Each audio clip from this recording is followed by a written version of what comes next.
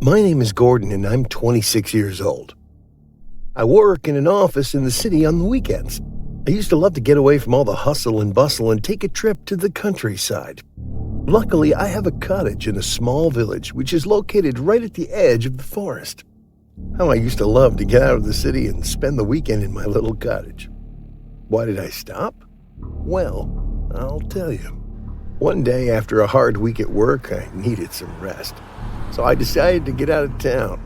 I went home, packed my bags, threw them in the trunk, and drove off. When I arrived in the village, it was late in the evening and I was tired from the long drive. I went straight to bed and I fell asleep quickly. One day, in the middle of the night, I was awakened by the sound of my car alarm going off. I looked out the window, but there was nobody in sight. I found my car keys, pressed the button to shut off the alarm. When the awful noise stopped, I laid down again and tried to fall back to sleep. All of a sudden, the alarm went off again. I didn't feel like getting up, so I just grabbed my keys and pressed the button again. Everything was peaceful and quiet. 5 minutes later, the alarm went off for a third time. Once or twice could have been an accident, but now I was wondering what was going on.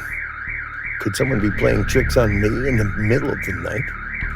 I got up again and pressed the button to turn off the alarm, but this time I didn't lay down. I stood at the window, behind the curtains, and watched.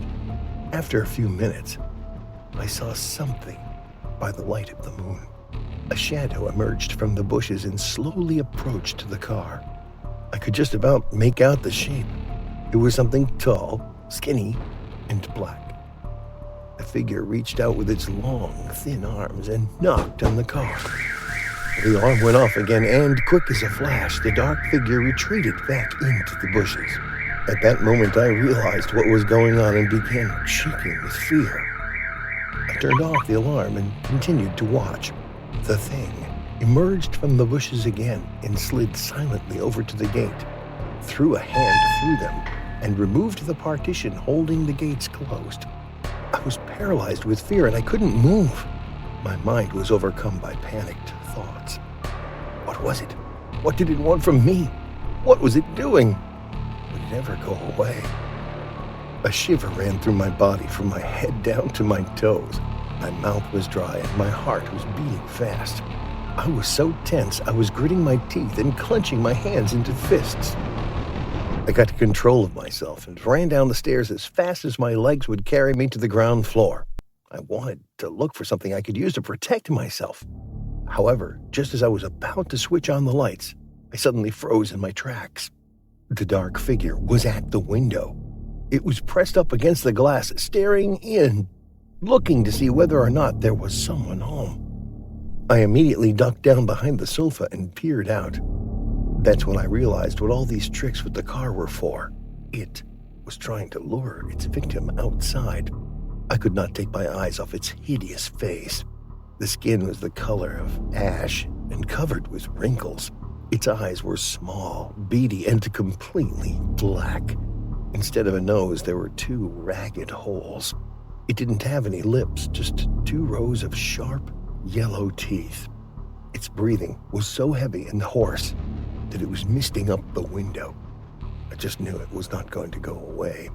After standing at the window for a few moments, I heard a rustling noise as it came to the front door.